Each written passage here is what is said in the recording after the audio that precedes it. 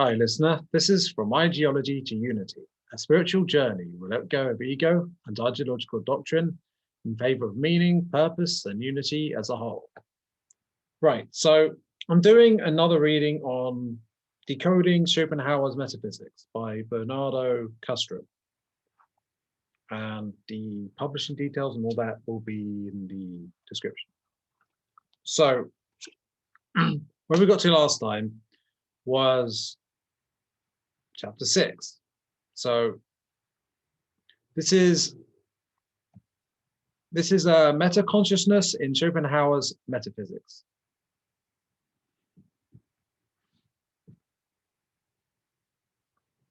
And we've got a quote here from Albert Camus in The Myth of Sisyphus, 1942.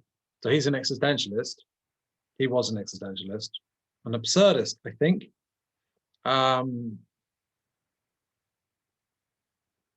I'll get to it. If I were a tree among trees, a cat among animals, this life would have a meaning, or rather, this problem would not arise. For I belong to this world. No, for I should belong to this world. I should be this world to which I am opposed by my whole consciousness and my whole insistence upon familiarity. And what constitutes the basis of that conflict, of that break between the world and my mind, but my awareness of it, or the awareness of it, but there we go. And what constitutes the basis of that conflict, of that break between the world and my mind, but the awareness of it? So there's this fundamental problem, you could say, to the human experience. And what that is, it's simply that we have self-awareness. To put this in terms of the law of one, it's this self-reflection that is the root of the ego, and it is the root of, it is what the idea is, that when we are aware of ourselves when we relate to ourselves as an object and a subject, essentially, when we identify ourselves as internally rather than as an identity with a name, rather than other objects, it's essentially we treat ourselves as an object of our own attention, which sounds like a contradiction, right? But that's what self-awareness is, and that's how one becomes third density. And the journey of third density is mastering that and mastering the ego, right? So first of all, it's like getting used to working with an ego, I guess. And then later on, it comes down to, I suppose you could say, preparing yourself to transcending it.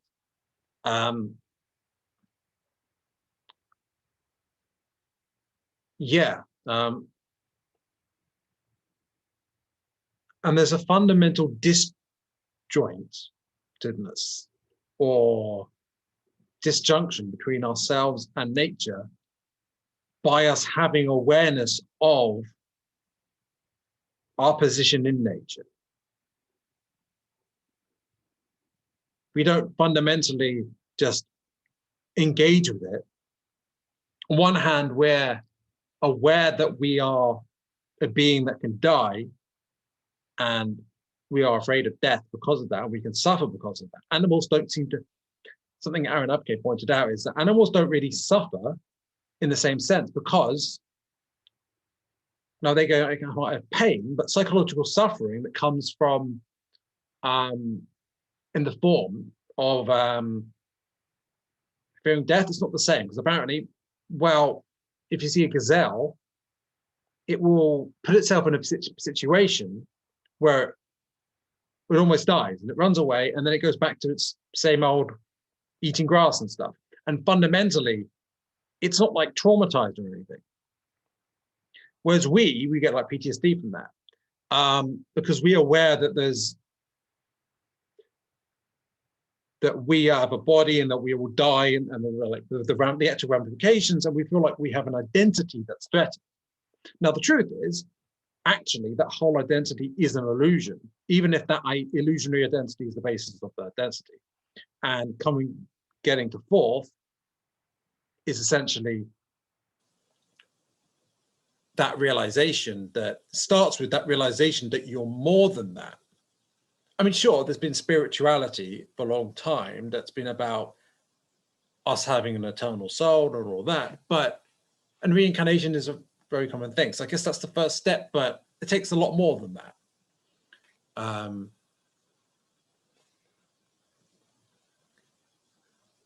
Yeah, and it's not that it's not resolvable, that break that comes from awareness. So we're one with nature, but without awareness of our oneness with nature. That's what happens when we're before third density. But when we get to third density, we have this not being at one and separated from nature. And so it's no longer holistic, but at the same time, we've got a high level of awareness. And then we get to another high level of awareness where we become whole and one with nature again, but in a conscious way. And I've got this impression that there's this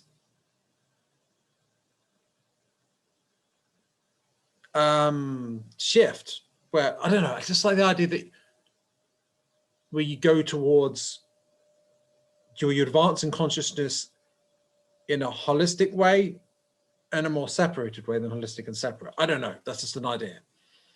But anyway, you might want me to carry on reading, so I'll do that.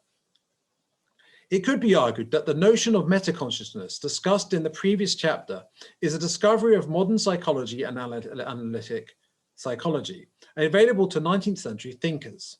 As such, or so the argument may go, Schopenhauer couldn't have relied on it. Yet contemporaries of Schopenhauer were demonstratively well acquainted with the notion. Indeed, in 1849, Danish philosopher Søren Kierkegaard went as far to define humanness on the basis of our capacity to become self-reflectively aware of our own mentation. Man is spirit. But what is spirit? Spirit is the self. But what is the self? The self is a relation which relates itself to its own self. And well, that relates to what I was saying. Without the relation of yourself to yourself, you simply, well, you're not really conscious in the same way. There is, of course, sentience that doesn't involve this, and that's what you get with, say, cats and dogs. As to dolphins, I'm not sure which side of the line they're at necessarily. This capacity for self-reflection enables what Kierkegaard calls the sickness of despair, a human being's inherent potential to separate itself as subject from the world as object, and then amplify the resulting psychological discomfort through reflective brooding and rumination. Nonetheless, Kierkegaard does acknowledge that self-reflection is also our key asset. I mean, yeah. The possibility of this sickness is man's advantage over the beast. And this advantage distinguishes him far more essentially than the erect posture, for it implies the infinite erectness or loftiness of being spirit. In other words, self-reflection is what most essentially distinguishes human beings from other animals, allowing us to embody and achieve something beyond the reach of the rest of nature. And yet, something is lost in the sense that we become separated. And it's that, maybe it's a unison of opposites that we get, where we become unified again, but we also unify the consciousness of third, well, beyond that, with the, well, being conscious with being part of a whole rather than separated. And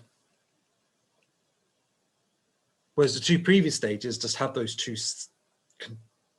features, but separate. And of course, it's a different kind of holism, because it's a conscious connection to Gaia and each other, not an unconscious connection.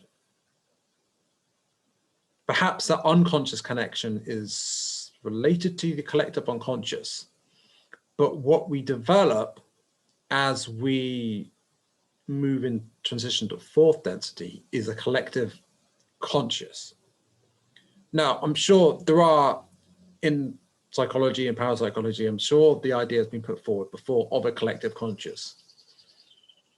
Whether, with this particular angle I'm going on, I would say perhaps, it depends what you mean by conscious, but perhaps consciousness, in this sense, you could say that there's a social memory complex is perhaps a collective consciousness, right? That goes beyond merely a relationship between the minds of people that people aren't actively aware of. I mean, sure, there's the Akashic records, but generally, most people on Earth for thousands of years, ever since Atlantis, my impression is that most people haven't actively been aware of memories from past lives or the information from the Akashic records or other minds living at the time. And yet that is something that we know from the raw material and the like, that you can access each other's memories and psychically communicate with each other in fourth density. And you're fundamentally sort of got a mental collective connection to Gaia and each other as a whole, right?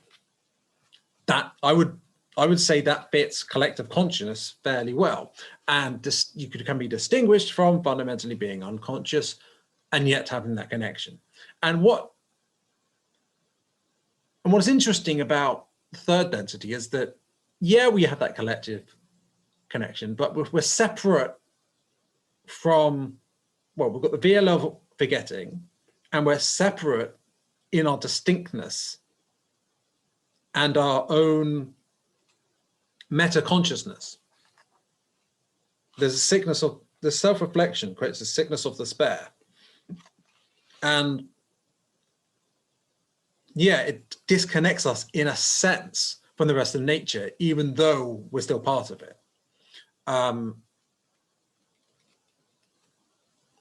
So yeah, it's interesting.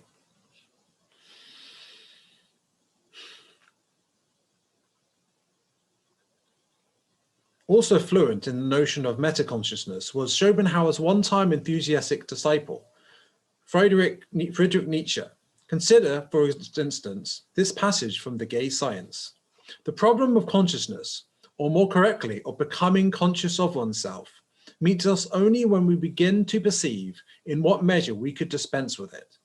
For we could in fact think, feel, will, and recollect, and nevertheless nothing of it all need necessarily come into consciousness. The whole of life would be possible without it, as it were, seeing itself in a mirror. As, in fact, even at present, the far greater part of our life still goes on without this mirroring. Nietzsche and Common, 2006, page 166 to 167, emphasis added. And that's interesting, that's interesting. I'm not sure I entirely interpret this, but it does remind me of the mirror effect and this idea that a lot of the time, well, first of all, a lot of the time we're not fully conscious. A lot of the time we're working on subconscious programming, even in third density anyway. And part of ascension is transcending the programming and no longer having the ego be in control, which a lot of the time it is in third density. And instead having the ego be the workhorse of self, of spirit, rather than there being a sort of disassociation from who we really are, an awareness of who we really are, not just as a self in a, not just like a body, but there's more than that, more than an identity.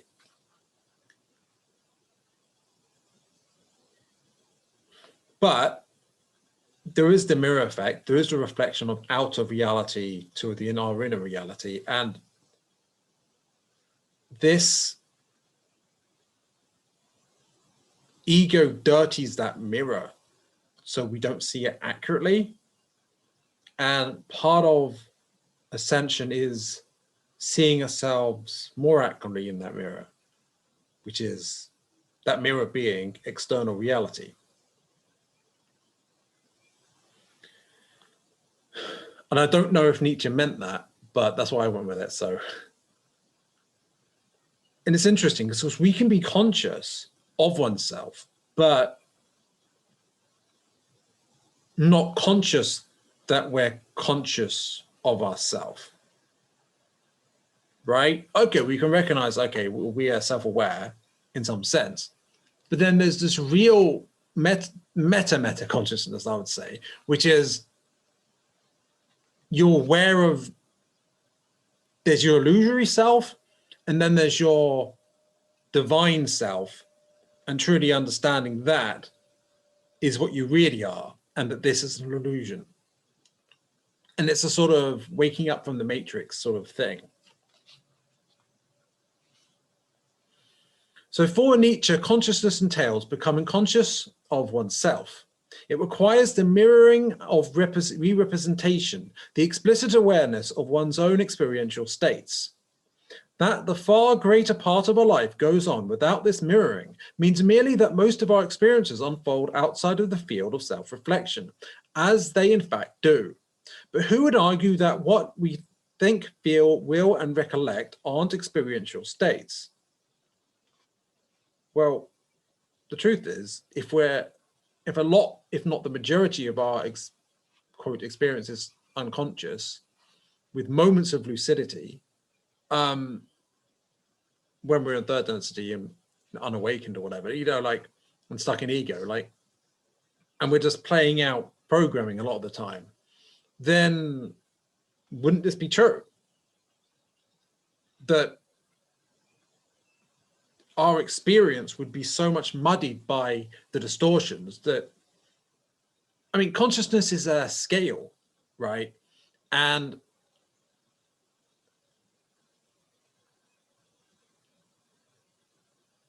yeah, to what extent can we say it's conscious or unconscious? Well,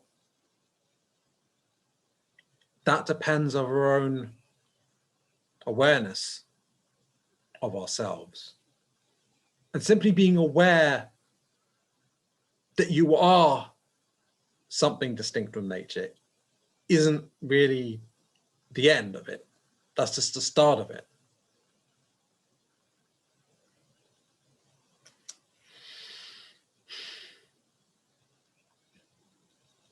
Nietzsche's intended meaning becomes even clearer when he, shortly thereafter, links consciousness to our ability to introspect and report our experiential states, which is a hallmark of meta-consciousness.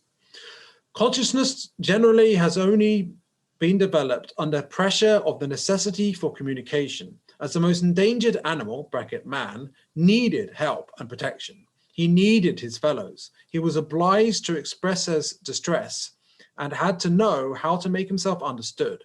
For all this, he needed consciousness. First of all, he had to know himself, what he lacked to know, how he felt, to know what he thought. Man, like every living creature, thinks unceasingly, but does not know it. The thinking, which is becoming conscious of itself, is only the smallest part thereof.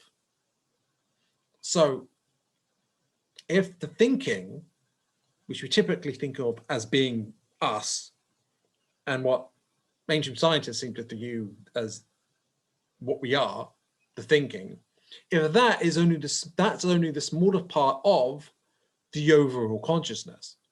And sure, we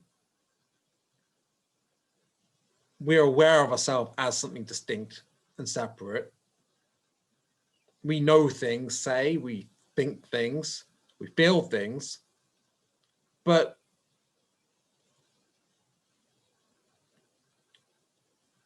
it's the extent to which we know that what we don't know, and that we know, and the extent to which we know that our thoughts are not us, which is really a measure of our consciousness. And that's what the transition into fourth density, or the 5D, involves. And I do think that Nietzsche had at least an inkling of this, even if he phrased things differently. Clearly, what Nietzsche calls consciousness is actually metaconsciousness. Indeed, could there be a more cogent and unambiguous description of the latter than the passage above? Moreover, conflating metaconsciousness with consciousness is, as we've seen, a gaffe common to this day. Nietzsche and Kierkegaard were not alone in their grasp of metaconsciousness. Even a cursory read of Schopenhauer himself demonstrates unambiguously that he, too, had a clear understanding of the notion. Chains of abstract reasoning serve to fix the immediate knowledge of the understanding for the faculty of reason, so to be in a position to point it out and explain it to others. He gets even more explicit and precise. An entirely new consciousness has arisen, which with very appropriate and significant accuracy is called reflection. For it is in fact a reflected appearance, a thing derived from this knowledge of perception. This reflected appearance is a conceptual echo in consciousness of a lower level content of consciousness, achieved when consciousness turns in upon itself to re-represent its own experiences. This is significant also at the level of the single individual, independently of his ability to communicate with others. For by reflection, this individual can make clear to himself what has been apprehended. And now the clincher. Reflection is necessarily the copy or repetition of the originally represented world of perceptions.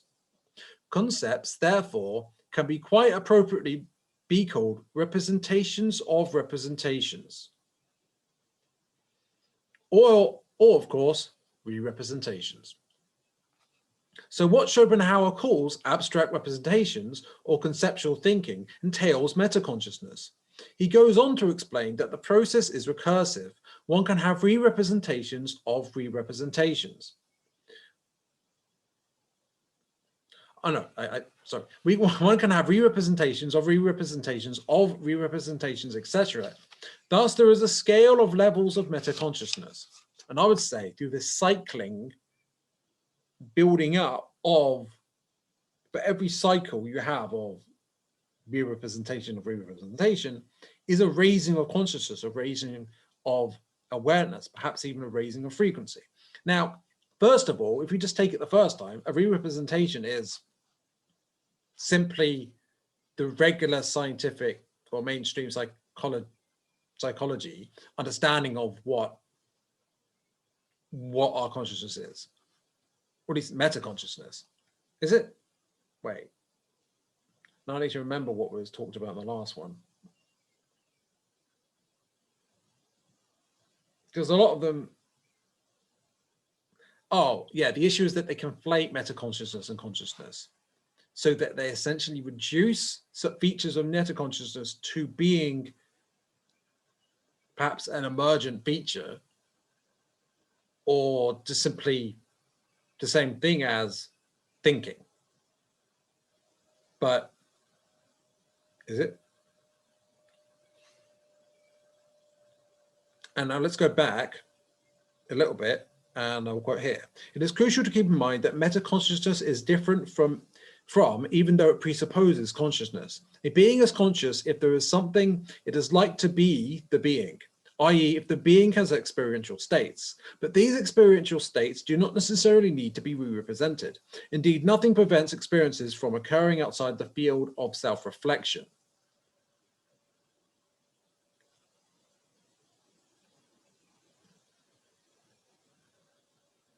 And obviously, if something's outside self-reflection and yet it's experienced, that's closer to what animals experience.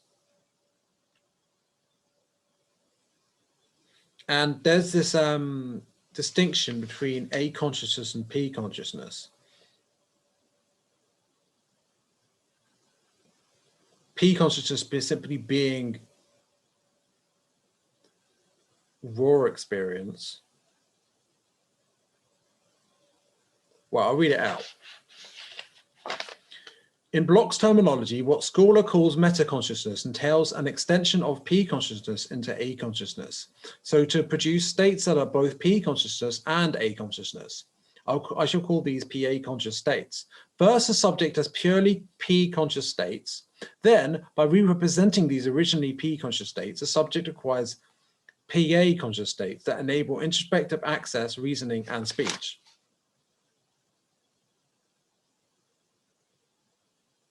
So P consciousness is experiential states, and A is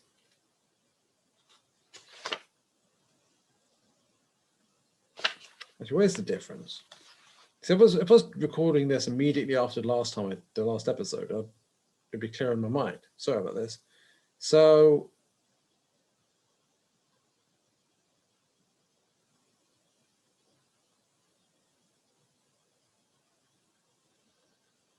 A consciousness in turn entails what he calls representational contents, whereby the subject's mind points to or denotes other ones of its own states.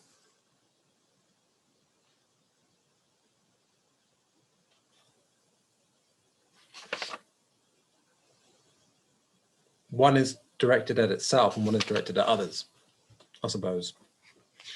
And that combination, yeah. All right, so that's meta-consciousness, right? And of course, this meta-consciousness can be re-represented itself, which is a further level of what you could say meta-consciousness or meta-consciousness, or it's the whole thing that is considered to be consciousness. When it's re-represented, is more than mere thoughts. It's reflection upon that, and that's constantly experienced. But that itself is also something that can be reflected upon, right? But you can reflect on the reflection of that. And in fact, isn't that what we're doing now? And it can rise and rise and rise. And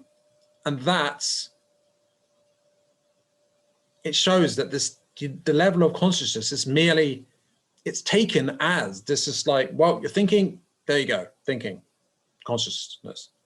The truth is, there's so much more to it. There's not really, why limit it to just looking at the lowest level when there's so many higher levels of consciousness?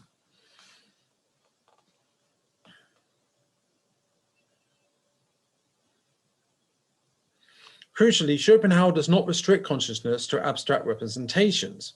We attribute to all animals consciousness, and though the name Bewusstsein is derived from Wissen, to know rationally, the concept of consciousness coincides with that of representation in general, of whatever kind it may be. So perception and the intellect, even when unaccompanied by abstract representations, are already conscious. Animals have conscious experiences, even though they lack abstract representations. Nonetheless,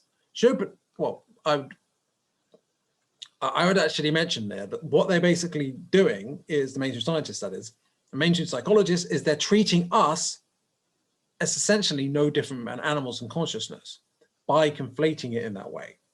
Anyway, I'll carry on. Nonetheless, what Schopenhauer means by the word consciousness does already intrinsically involve some subtle level of self-reflective cognitive processing done by the intellect, even though less than abstract representations. In other words, for Schopenhauer, there is more to consciousness than mere what it is likeness or raw experiential states. Self-consciousness contains a knower and a known, otherwise it would not be consciousness. I mean, that's pretty significant. at the same time pretty obvious, right? So consciousness requires the knower-known pair characteristic of self-reflection, whereas the raw experience of what is likeness doesn't.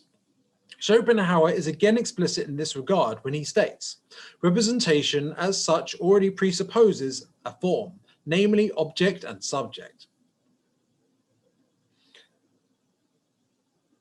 This applies to consciousness as well, since Schopenhauer equates it with representation. Now, it's interesting. Now, this is something, interestingly, I'm going to draw on feminism here, which I, for a long time, I was very reluctant to do on anything. There's this idea of objectification, which is very skeptical about for a long time. But what it essentially is where you're treating someone else as merely an object, not a subject, right? Though it's interesting that, first of all, what we do as egos is we treat ourselves as merely an object in a sense, even though we are the subject of that object, is contradictory. But anyway, what mainstream science does and what mainstream psychology does is it essentially objectifies us and reduces us to mere objects. Now, this is actually something which those who recognize the problem with objectifying people may recognize that this is exactly what the main paradigm is doing with us. It's treating us like we're not really people, that we're just like automatons. It dehumanizes everyone, right? And that's not to say shame on them for doing that. No, but perhaps there is a more humane, compassionate or whatever way of understanding what it is to be human, as opposed to kind of negating the consciousness of the conscious. Kind of odd, isn't it?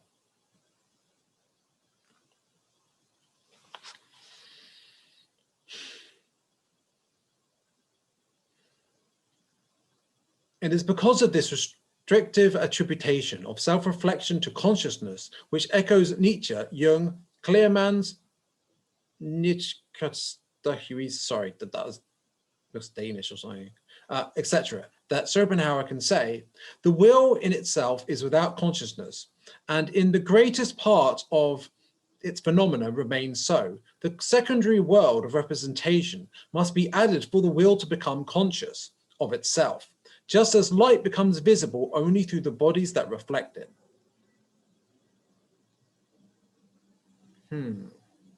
That's the mirroring.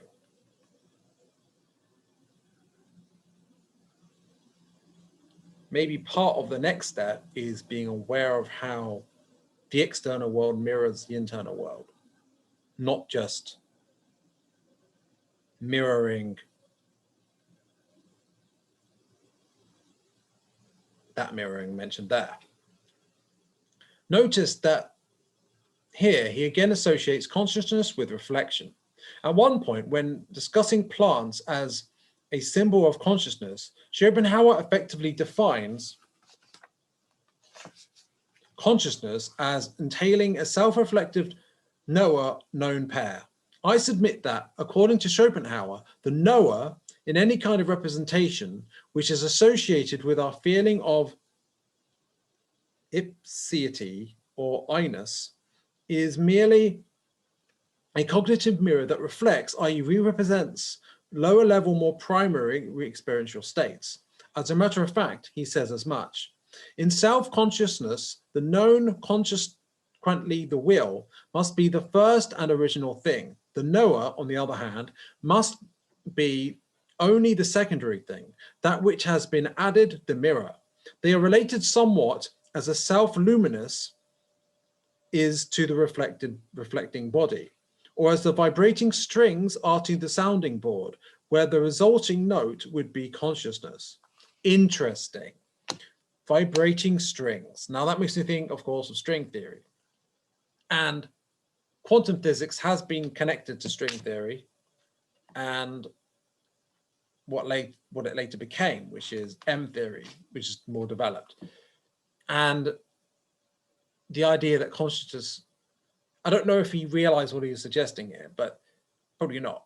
But the idea that consciousness is, in a sense, linked to the vibration of strings, of energy, that there's something fundamentally energetic about consciousness.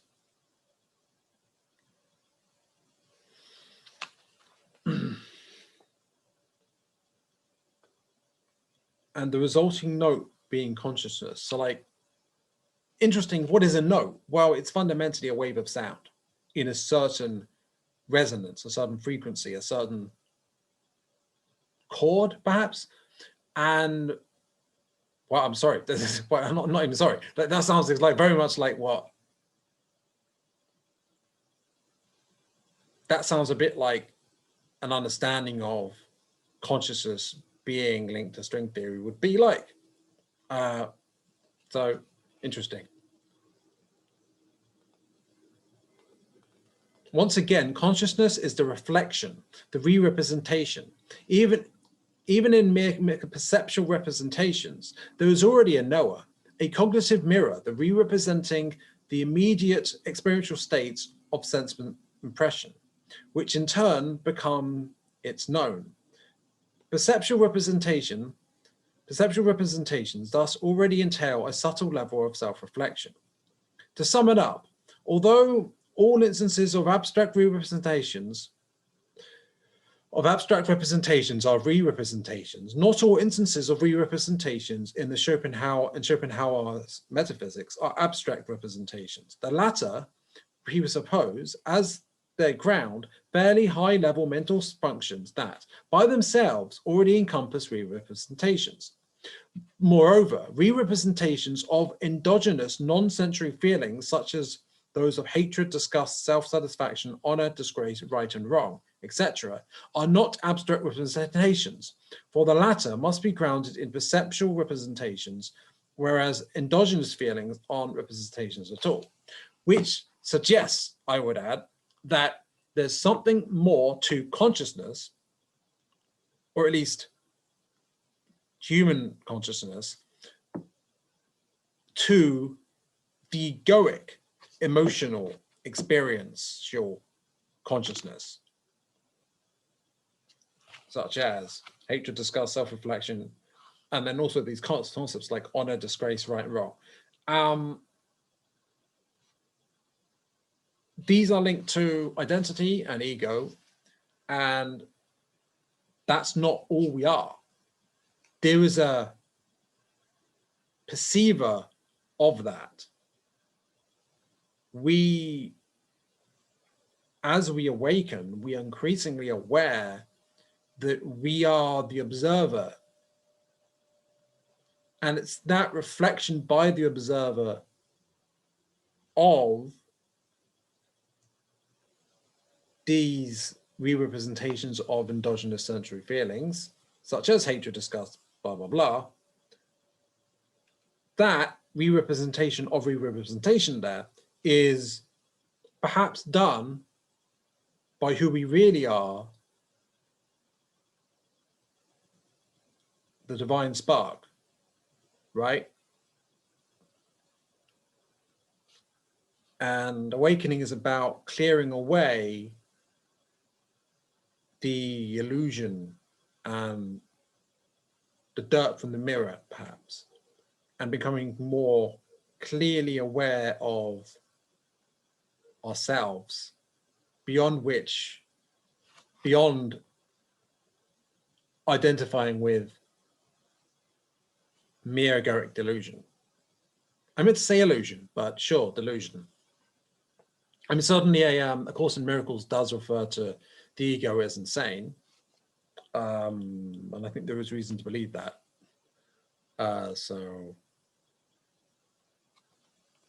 But then again, it's a different understanding of what is insane. I won't go into that in detail because I don't know the text well enough to do that.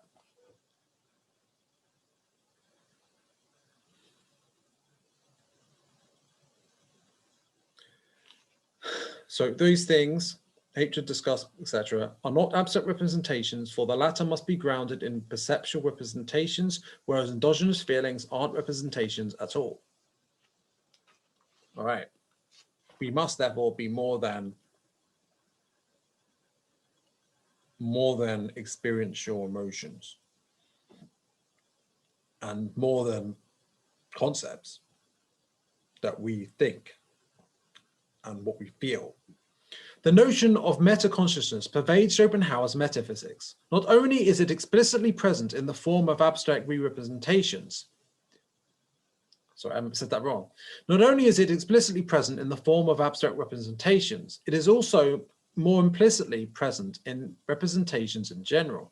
Schopenhauer seems to assume a continuum of levels of metaconsciousness, ranging from zero in inanimate nature, i.e. the primordial or blind configuration of the will, to subtle levels in perceptual representations, to higher levels in concepts grounded in perception, to even higher levels in abstract representations of abstract representations. And that's where we're getting close to awakening to fourth density. And here we can already elucidate what may be one of the most noticeable seeming contradictions in Schopenhauer's metaphysics, his inconsistent context-dependent use of the word will. Indeed, according to Schopenhauer, the will is the inner essence of everything in nature, without exception. There is nothing that isn't will. Yet he also uses the word will in a more restrictive sense. For instance, when discussing the relationship between intellect and will, as if they were separate entities. He describes the will as the strong blind man carrying the sighted lame man, i.e. the intellect, on his shoulders. But if the will is the in itself of everything, then surely there is nothing to the intellect but will. How can Schopenhauer then talk of the two as though they were different? As the sighted lame man, the intellect is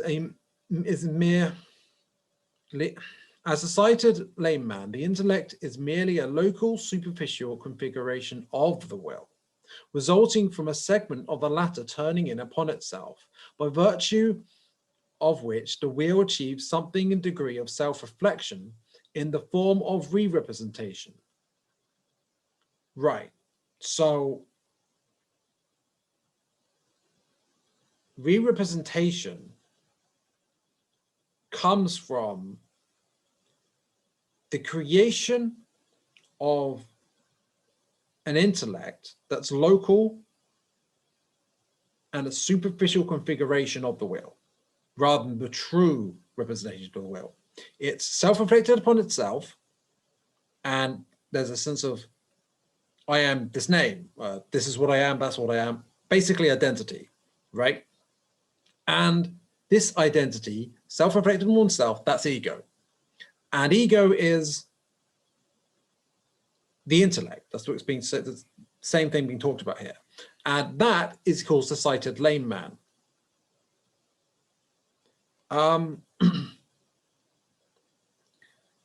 In a sense, it's kind of like a construction, but in order to go up to third density, that needs to be there. But to get to fourth, you need to be aware of that, and that construct that the ego is can't be in charge anymore.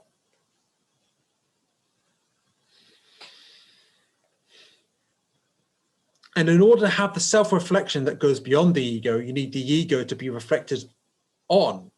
So you need the will to reflect on. So you need the self, the spirit, to reflect on the ego to transcend it. So you need to create the ego to transcend it, to get to a level beyond that. Otherwise, there's no difference between otherwise it's just being back in second density, right? To get to the level beyond, to get to fourth, you need to create the basis of third density, which even if it's based on an illusion, is also based on a higher level of consciousness than merely being not aware of even being at all, right?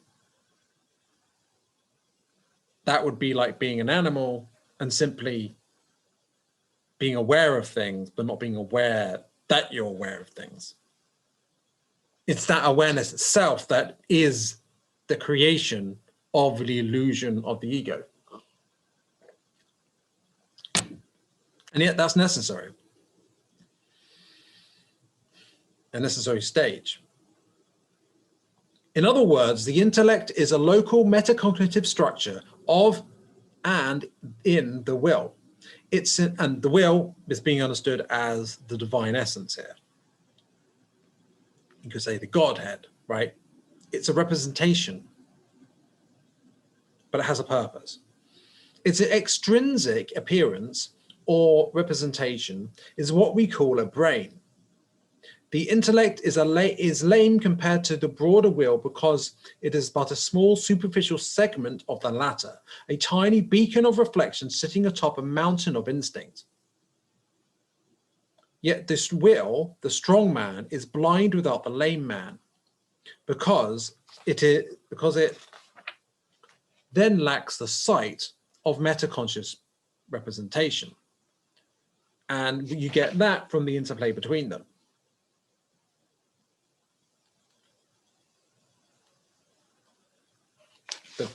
That interplay being something I added there. I didn't see that. So the brain is the physical aspect of it. The intellect is the mental aspect of that. And there's something more to who we are, to consciousness, than the mere physicality of the brain. There's something more than the intellect. And that something more is what the intellect derives from, and is actually also what the brain comes from. For after all, the physical comes from the spiritual. All of it is a creation of the Godhead, the divine. That's the understanding of monism in general. Or to put it in more Schopenhauerian terms, that's the idealism, the objective idealism of Schopenhauer, where there's the will, consciousness, there's the will that is the divine being the real, and there's a representation being kind of illusory and created by it. And that is everything, right? And of course, that would also apply to the physical, including the brain, which is something that consciousness is reduced to by scientists, but is in fact not that. That is merely a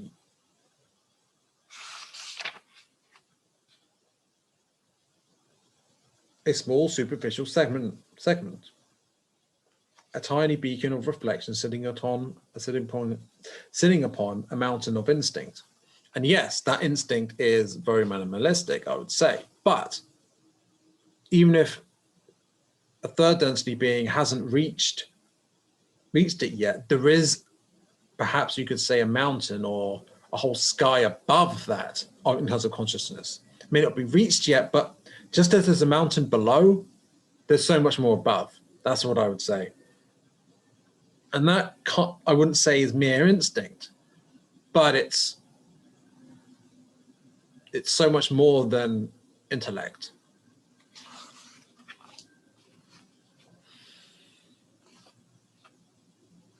This way, what Schopenhauer means by will is often not the will as a whole, but the raw, non-metaconscious layer of the will underlying the intellect. A layer still in the will's original purely instinctive configuration. In other words, he contrasts the intellect with what is left of the will without the intellect, the tiny beacon with the mountain. What he often loosely refers to the latter simply as will is just shorthand for instinctive underlying layer of the will. It doesn't actually contradict his contention that there is ultimately that ultimately is nothing to the intellect but the will proper, now in the full sense of the word. Such mild terminology inconsistencies, entirely benign and hardly worthy of note in a colloquial setting, pervade Schopenhauer's argument. It is nonetheless clear throughout that, ultimately, there is only the will. Even representation is merely the objectification or extrinsic appearance of the will. The latter can reconfigure itself by locally turning in upon itself according to a continuum of levels of meta-cognition. If inanimate nature, this level is zero. And so we have the will purely in its primordial raw blind configuration. This primordial will lacking metacognition and therefore incapable of differentiating itself as the recipient of experience from its own experiential contents is what Schopenhauer makes a point to contrast with the intellect and reason. Well, that's the end of chapter 6, but I would add that just as there is intellect and reason, that's only a part of the will, the lowest level of the will. And in truth, the will as a whole is, in a sense, divine, the divine consciousness that is all that is.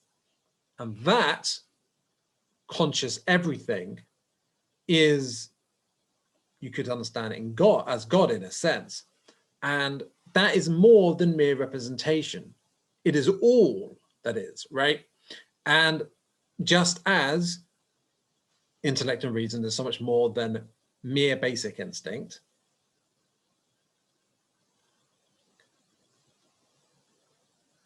will as a whole, higher awareness, is so much more than mere intellect, reason, ego. The same patterns repeat on different scales.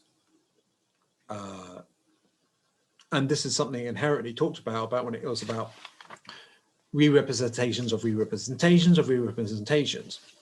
And Schopenhauer saying it just keeps on repeating. And that's a cycle. It cycles up in a spiral, right? Now, this hero's journey is a bit like that too. And what really is the hero's journey? The hero's journey is a series of lessons that you learn going around until you reach, as a character, let's say, but every life is a story. And as you learn your lesson, you go to different parts of the board of the game of life. And when you reach the top, you either repeat it if you haven't learned the lessons yet, or you go to the next level up. But each stage of the circle is accomplished by accomplishing a smaller circle.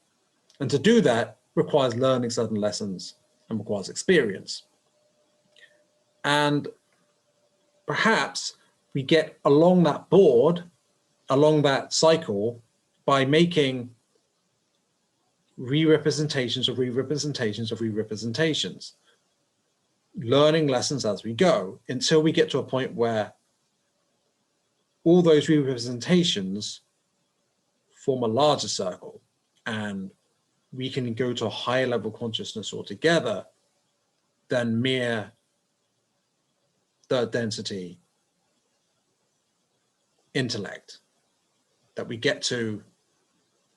start to access the holistic will rather than the animalistic will. And that is linked to what I was talking about earlier about how we start off connected to nature connected to will, connected to instinct, but not in a conscious way, in an unconscious way, then we kind of disconnect from that, even though we're getting more conscious. Even though that higher consciousness is an illusion, that's the basis of ego, and it's the reflection of ego by our pure divine spark, by our observer consciousness, just that is what we really are, by having a created ego, I suppose, that we can reflect upon. We learn about ourselves and raise our consciousness to the point where eventually we get to another level where we don't filter everything through ego, and where we consciously experience ourselves at a higher level. And that is much more like being in the moment, being present, and so forth. That's a higher level of being, and that's more what it has to do to be moving in towards fourth density. But of course, fourth density also involves opening of the heart chakra, opening of the heart, coming to love, which isn't really something that's been addressed in this episode I'm recording here, but is related.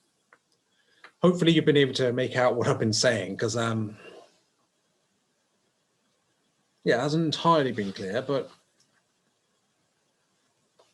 yeah, it's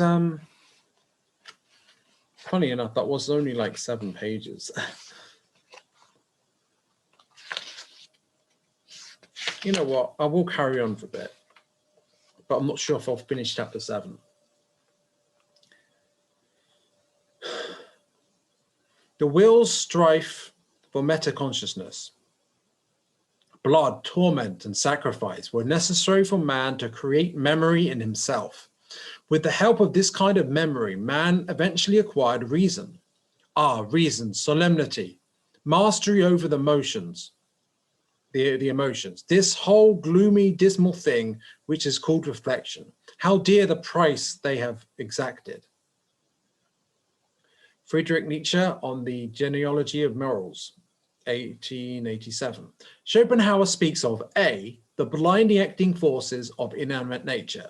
B, plant spontaneous reaction to stimuli such as sunlight. C, humans' motives for action. And even D, our most sophisticated abstract reasoning, as degrees of manifestation of the same underlying will. The will appears in every blindly acting force of nature, and also in the deliberate conduct of man. And the great difference between the two concerns only the degree of manifestation, not the inner nature of what is manifested. And so from this, that is why there's a fundamental link to his idea of everything being either will or representation, and representation fundamentally deriving from and being created by will, which is ultimately all there is.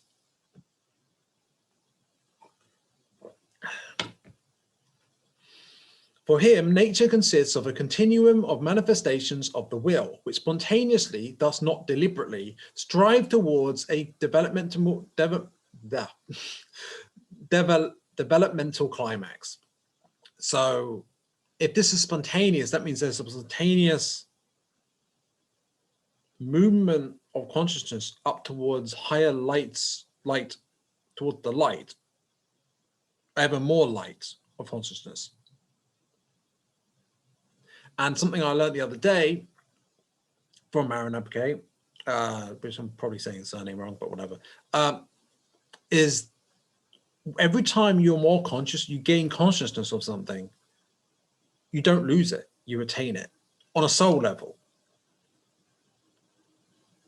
Even if you cannot recall it or an ego level or whatever, even an animal might not remember something, but the incarnated soul within it always remembers. And so and always aims higher, and typically aims higher for in consciousness. And the light, consciousness is a sort of light, it's a spark, it's a fire. And there's ever more light is what is aimed for. And part of it, surely, must be linked to the idea that every time you truly learn something, you don't really forget it. Even if you do forget it, you don't truly forget it on the spirit level. I submit that the developmental climax is the achievement of higher levels of meta-consciousness. Allow me to elaborate. According to Schopenhauer, corresponding to each degree of manifestation of the will in nature, there is a grade of objectification. The degree of manifestation applies to the thing in itself, whereas the grade of objectification applies to the corresponding appearance or representation. In our case, for instance, the grade of objectification of the will has to do with the visible forms of our body, whereas its degree of manifestation has to do with what it is like to be us as self-reflective conscious beings. Schopenhauer writes, the most universal forces of nature are, e.g., gravity, electromagnetism. No, I don't think he said that, but that's added in. The most universal forces of nature exhibit themselves as the lowest grade of the will's objectification. They are immediate phenomena of the will.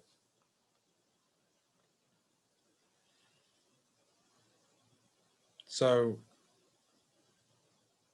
he does seem to be using the word objectification a bit different from more contemporary parlance here.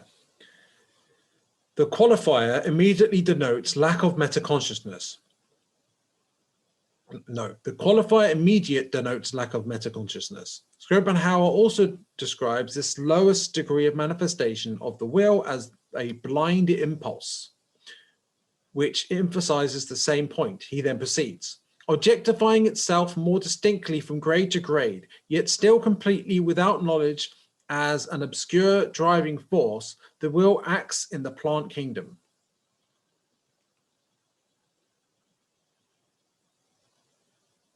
While contending that plants embody a higher degree of manifestation of the will than the universal forces, Schopenhauer insists that they too lack knowledge, i.e. representation. In what sense then do plants embody this higher degree? It can only be that the plant's ability to apprehend and react to stimuli, such as when a sunflower turns to follow the sun. And like perception, stimuli also provide a portal to the external environment. So why doesn't Schopenhauer consider this apprehension of stimuli a lower, perhaps less sophisticated form of perceptual representation? The answer is twofold. First, unlike perceptions, stimuli are not accompanied by the spontaneous intellectual process that identifies cause and effect relationships in sense data. Second, and most importantly, since Schopenhauer attributes a subtle level of self-reflection to perceptual representations, distinguishing stimuli from perceptions avoids the implausible implication that plants self-reflect, even though they supposedly experience raw qualia. Indeed, the distinction circumvents what would otherwise be an implicit suggestion that a plant has a sense of self, i.e. of being an individual subject separate from the unobjectified world that stimulates it. So that's fascinating. And I would say, to me, that clarifies certain things about the distinction between first density and second density, but also between second density and third. So in one sense, the difference between, so it talks about the universal forces of nature. Now, this does seem to be talking about things like gravity and electromagnetism, but I would also add things like, well, rocks and stuff, right? They're first density. But when you get to second density, there's reaction to stimuli, like with sunflowers. That itself is fascinating because there is external stimuli, something external happens, there is a reaction that you can notice, that there's a reaction that happens. Not an intellectual reaction, not something there's knowledge of, not something that's, there's no intellectual process whatsoever that you can identify with, say, sapience on even, no, sentience on even the lowest level. It's simply like there's a biological response. And certainly there are nerves in plants, even the smallest of them. So there is some sort of, I think, are there nerves, or there's some sort of nervous system of some kind that creates responses and reactions. So there's fundamentally an interaction between the internal and the external that's going on there. A portal to the external environment, right? It's not just doing its thing irrespective as a mere process. It's an interaction with the external environment, but it's the most basic form. And he makes clear that this kind of interaction is not the same thing as the subtle, most basic self-reflection that is low-level sentience, i.e. it's even though they have raw qualia, there's zero reflection on that qualia, right? What is qualia? Qualia might include sensory experience, is one example of qualia. Now, if there's signals within, let's say, a nervous system of a plant, you cut off one of it, it reacts in some sense. Or there's a signal sent to the rest of it that's happened, right? But, and for example, a plant is another thing. Like there's a plant, a Venus flytrap. That's a very simple example. There's an animal, or whatever, goes onto a certain part of the plant, and it goes snap. That's a response, right? But does it intellectually consider this? It doesn't reflect on it, even in the sense that a mouse does, right? It just snap, response. But that's still, there's a signal, there's a response. That there's an experience that it has zero reflection upon it. Experience might not be the word, but there's sensoryness, this qualia. And this, it's just not experienced, it's not reflected upon in any way. That's the next step, reflecting on a primal basic way on qualia, and that is second density.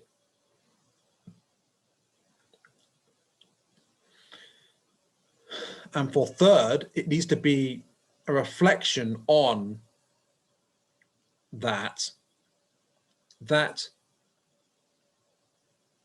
has to be a reflection on the fact that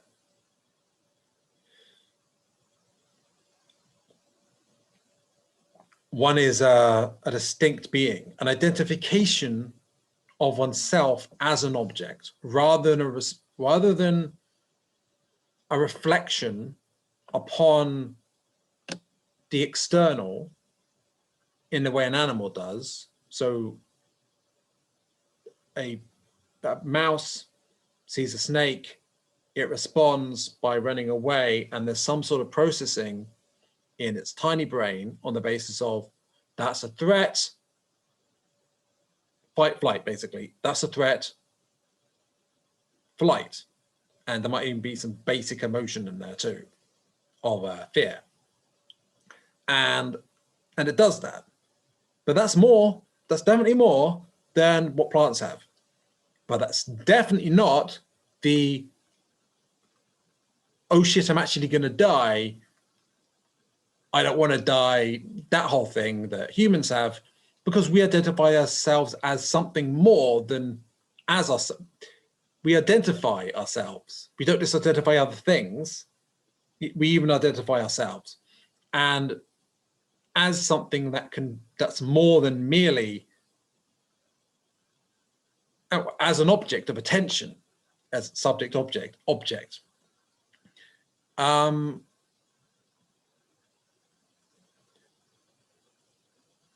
Yeah. So the creation, there's no ego there. It's a simply activity, or there's mental activity, but there isn't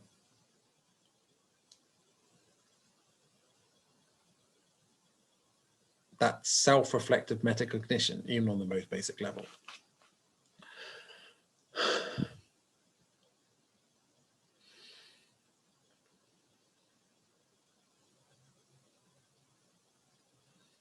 Schopenhauer insists that unlike representations, stimuli do not entail self-reflection even when they occur in the human body. Even in us, the same will in many ways acts blindly, as in all of the body's vital vegetative processes, digestion, circulation, secretion, growth, and reproduction. I'll keep in mind here, some of the things I say as part of the quote are actually added in brackets, and I often don't actually point that out. So just keep that in mind. Even in us, the same will in many ways acts blindly, as in all of the body's vital and vegetative processes, digestion, circulation, secretion, growth, and reproduction. Here, this will is not guided by knowledge, i.e. representation, not determined according to motives, but acts blindly according to causes, called in this case stimuli. So what we see here is this fundamental quality that you can attribute to densities, but you can just think of generally, where different levels of consciousness accumulate. One doesn't replace the other, it's just added on top of it.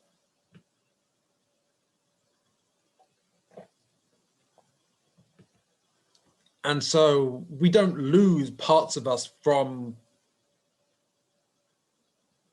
before. We don't lose each step, even the most basic elemental level, isn't lost in going to second density. In going to third density, the animalistic instincts aren't lost.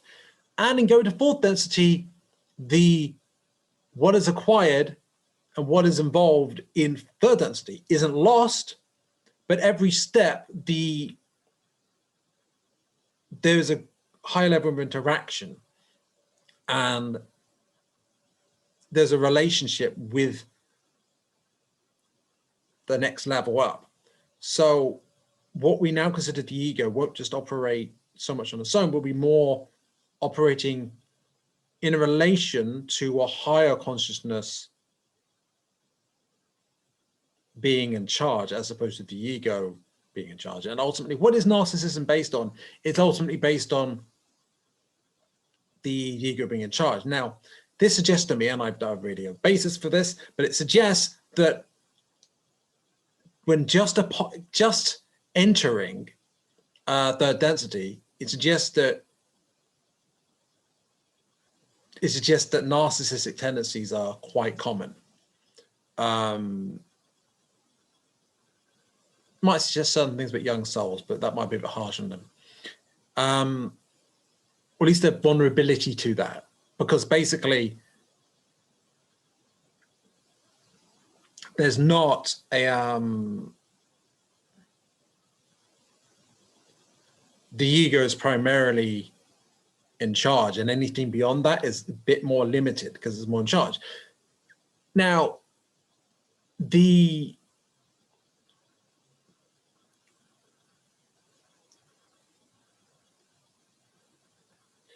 it's because it's no longer in charge, there's not this jostling for social hierarchy in fourth density that you get in third density. The survival instincts aren't being used for social survival like they are in that jostling. A jostling that in a way narcissists are very well adapted for. We've got to understand that it's not fundamentally a malfunction per se, it's just a natural reflection of a certain stage. It might also reflect polarity, but I won't go more into that necessarily. So anyway, I'll carry on. Unlike our deliberate actions, we cannot, at least ordinarily, re-represent the volitional states underlying our autonomic functions. Triggered by stimuli, these functions, though still experiential in essence, unfold below the threshold of metaconscious introspection. Moving on to the next grade, the higher and higher grades of the will's objectivity lead ultimately to the point where movement consequent on motives. Because of this, knowledge becomes necessary. The world as representation now stands out at one stroke. Thus, these are thus animals capable of experiencing the world through representation. But animals have merely representations from perception, no concepts. Animals are not yet as metaconscious as humans, which embody the highest degree of manifestation of the will. I'm not sure about that, but let's just carry on reading. A higher power of knowledge, of perception, so to speak, had to be added to this, a reflection of that knowledge of perception. With this, there came into existence deliberation, and finally, the fully distinct consciousness of the decisions of one's own will as such. Here it is clear that what Schopenhauer sees as the highest degree of manifestation of the will is full conscious self-reflection. He adds, man is nature, at the highest grade of her self-consciousness. Recursive metaconsciousness is thus the developmental climax that the will is blindly striving towards through a series of degrees of manifestation, namely, 1, the latent presence of blind universal forces throughout the fabric of nature. I would add that corresponds to first density. 2, the rise of organisms capable of apprehending and reacting to stimuli an in-between step in the direction of representation. I would identify this with second density.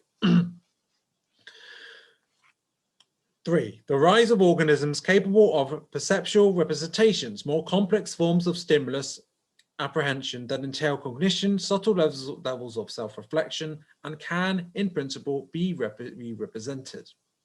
That I would link that to third density. 4, the rise of organisms capable of actually re-representing perceptual representations.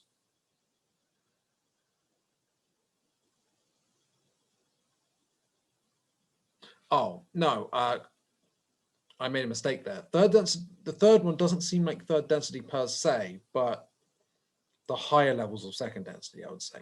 So perceptual representations, but not the abstract re-representing of that. Right, so 4, the rise of organisms capable of actually re-representing perceptual representations.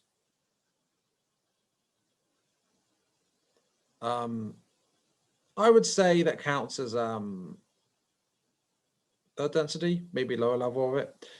5, the rise of organisms capable of re-representing re-representations in a recursive manner. And when this capability is achieved to a certain extent, I would say that there's a higher level of consciousness achieved than third density, fourth density. Each degree, this sequence is a step towards the achievement of recursive metaconsciousness. Each degree in the sequence is a step towards achievement of recursive metaconsciousness. The victory of the idea of the organism, conscious of itself, over the physical and chemical laws, i.e. blind universal forces, which originally controlled the humors of the body. It should be emphasized emphasized that this is the same will that underlies all 5 steps in the sequence above. In its primordial state, in step 1, which Schopenhauer calls the will without knowledge, that is, the foundation of the reality of things. The will is blind in the sense of having no self-reflection. Steps 2 to 5 correspond then to local reconfigurations of the will, whereby it progressively turns in upon itself to reflect or mirror its own experiential states. Schopenhauer neatly summarizes all of this in the opening paragraph of chapter 25 of the 2nd volume of The World as Will and Representation.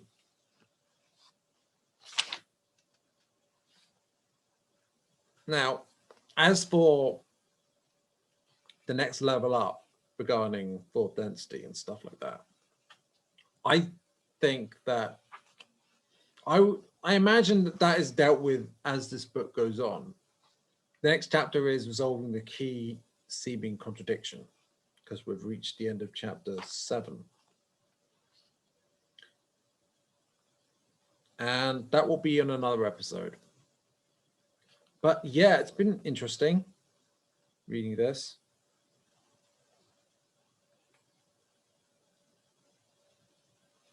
I'm in a sense jumping ahead of the book itself, where it's at, based on my own angle on this. And of course, it's not explicitly talking about the law of one, but I do definitely think it can be connected. And that's what I've been doing. So, and I do foresee that at a certain point, we're gonna delve into quantum mechanics. Certainly it says, decoding Schopenhauer's metaphysics, the key to understanding how it solves the hard problem of consciousness and the paradoxes of quantum mechanics. Now, you may have seen other episodes of mine which actually are dealing with quantum physics, i.e. Quantum Theory and Free Will by Henry P. Stapp, how mental intentions translate into bodily actions. At some point, I'm going to talk about the intersection of what's talked about in both of these books, although both of them I haven't finished yet. So as I proceed with both of them, I'll be talking about what they can tell us together. One is obviously more philosophical and one is obviously outright scientific, but there's definitely an overlap. Yeah. And Schopenhauer is of course spiritual too. So yeah. And one of the things I will deal with is how the law of attraction and mentalism and reality being